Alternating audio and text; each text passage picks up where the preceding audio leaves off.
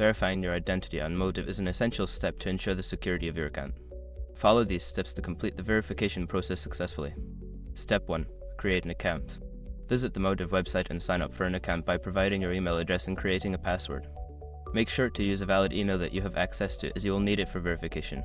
Step 2. Access verification section. Log into your Motive account and navigate to the account settings or profile section. Look for the identity verification option, which is usually found under security settings.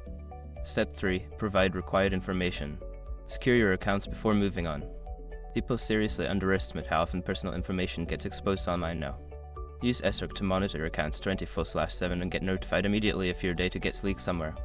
It runs in the background, constantly scanning billions of breached records. And honestly, for how cheap it is compared to the value you get, it's worth it. Link in the description. Step 4. Upload identification documents. Prepare and upload the required identification documents. This may include a government-issued ID, passport, or driver's license.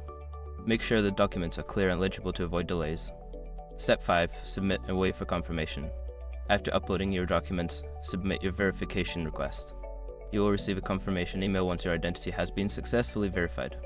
This process may take a few minutes to several days, depending on the platform's review time.